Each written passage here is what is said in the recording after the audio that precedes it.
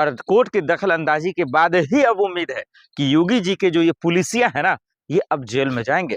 बहुत आम लोगों को प्रताड़ित कर लिया, बहुत मुसलमानों पर जलालत दिखा दी इन लोगों ने, बहुत दलितों पर जो है कुकर्ता दिखा दी।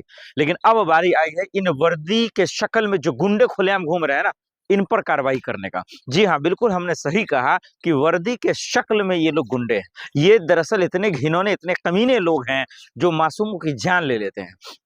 ये इतने कुकर्ता लोग हैं जो रक्षक के रूप में बख्शक बने हुए लोग हैं ना, जिनकी सरकार ने पोल तो नहीं खोल पाई, सरकार कार्रवाई तो नहीं कर पाई, जिसको कोर्ट ने अब क्या। ये पूरा मामला आपको बताते हैं, फिर बताते हैं कि ये जेल कैसे जाएंगे, इन पर कार्रवाई क्या होगी और क्या इन पर जो है दरअसल कोर्ट दरअसल कितने दिनों का जो है सजा दे सकता है, कितने सालों का सजा दे सकता है, हम तमाम चीजें बताएंगे। पूरा मामला पहले समझिएगा। संभल में हम और आपने देखा था कि किस तरीके से दंगा हुई थी, किस तरीके से हिंसा हुई थी, और इस बीच यही यही बार बार मैं बता रहा हूँ, पूर्व सीओ अनुज चौधरी, जिस पर हमने वीडियो बनाया था, लाखों व्यूज भी आए थे, लोगों की मोहब्बत भी मिली थी और लोगों ने इनको देखा भी था, इनको गलियाया भी था, और गाली दे भी क्यों ना, क्योंकि ऐसे लोगों की जगह जो वर्दी के शक्ल में गुंडागिरी कर रहे हैं, इनको रहने का अधिकार नहीं है, इन लोगों का जगह जेल में ही है। इन्होंने क्या किया भाई, पिस्टल टान दी पूरी तरीके से और बेकसूरों पर गोलियां चला दी भाई, क्योंकि वर्दी का रोब था, पावर था, सोर्स था, योगी जी का आशीर्वाद था, तो भाई ये तो कहर ढाते ही। और इन्होंने यही किया ही, और यही वजह है कि हम सब ने देखा कि किस तरीके से ये जुल्म होता नजर आया। लेकिन उसके बाद मुसलमानों, आप तो जानते हैं मुसलमान होना ही गुनाह हो गया आज इस देश में, मुसलमान नाम होना ही गुनाह हो गया, वो कहीं कुछ बोल दे तो वो और भी अपराध है भाई। तो अब सबको लगा कि मुसलमान नहीं किया होगा, वही पत्थरबाजी की होगी, और ये नाम देकर उनको जो है उस पर जुल्म कर दो। यही संभल में हुआ, लेकिन मुसलमानों का कोई गुनाह नहीं था। उन जो पत्थरबाज थे वो इन्हीं के शक्ल में कोई गुंडे रहे होंगे, इन्हीं के भेजे हुए गुंडे रहे होंगे, लेकिन उन पर कोई कार्रवाई नहीं हुई। और इन्होंने पिस्टल दान दी, गोलियां चला दी भाई अनुज चौधरी, क्योंकि ये वर्दी के रक्षक में आए थे शक्ल बनकर, लेकिन ये असल तो कुछ और ही निकलते थे।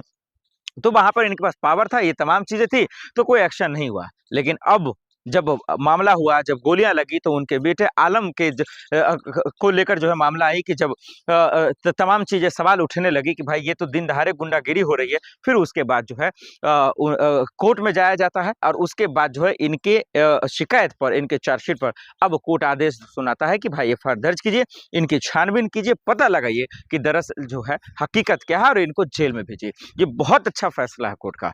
और अब हम आपको बताएंगे कि अगर इसी तरीके से कोर्ट एक्शन लेता रहा तो यकीन मानिए कि आए दिन जो सुनते हैं ना कि यूपी में किसी को जिंदा जला दिया गया, किसी बच्ची के साथ बलात्कार किया गया, किसी को जो है दलित के नाम पर उसकी हत्या कर दी गई, किसी को जाने नहीं दिया जा रहा, किसी को रोका जा रहा है ना, किसी की हैसियत नहीं हो गया। और एक और बात, जो वर्दी के शक्ल में जो बलात्कारी घूम रहे हैं ना, हाँ, कानपुर की घटना आपने देखा होगा, दरोगा साहब ने क्या किया।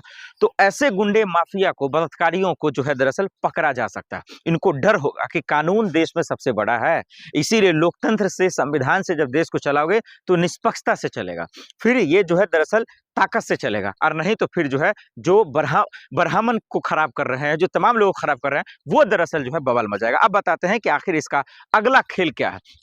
संभल से दर्शकों बड़ी खबर आई है, कोर्ट का आदेश आ गया है, और अनुज, जी हाँ, सीओ अनुज चौधरी, जो कि पूर्व रहा है और जिसकी वजह से कई लोगों की जाने गई थी, ऐसा आरोप लगा था, अब वो कोर्ट ने आदेश दे दिया।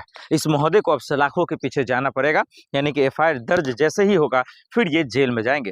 पूरा मामला आप दर्शकों को बता देते हैं कि हुआ क्या था, क्यों कोर्ट ने आखिर एफआईआर दर्ज करने की जो है नसीहत दी, क्यों आखिर आदेश देना पड़ा कोर्ट को, और कोर्ट की दखल अंदाजी के बाद ही अब उम्मीद है कि योगी जी के जो ये पुलिसिया है ना, ये अब जेल में जाएंगे।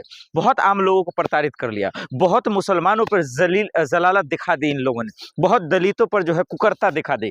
लेकिन अब बारी आई है इन वर्दी के शक्ल में जो गुंडे खुलेआम घूम रहे हैं ना, इन पर कार्रवाई करने का। जी हाँ, बिल्कुल हमने सही कहा कि वर्दी के शक्ल में ये लोग गुंडे हैं। ये दरअसल इतने घिनौने, इतने कमीने लोग हैं जो मासूमों की जान ले लेते हैं।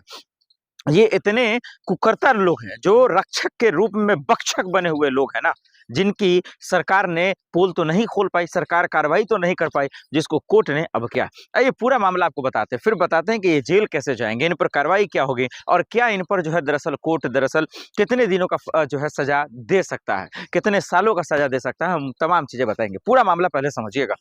संभल में हम और आपने देखा था कि किस तरीके से दंगा हुई थी, किस तरीके से हिंसा हुई थी। और इस बीच यही बार बार मैं बता रहा हूँ, पूर्व सीओ अनुज चौधरी, जिस पर हमने वीडियो बनाया था, लाखों व्यूज भी आए थे, लोगों की मोहब्बत भी मिली थी और लोगों ने इनको देखा भी था, इनको गिलाया भी था। और गाली दे भी क्यों ना, क्योंकि ऐसे लोगों की जगह जो वर्दी के शक्ल में गुंडागिरी कर रहे हैं, इनको रहने का अधिकार नहीं है। इन लोगों का जगह जेल में ही है।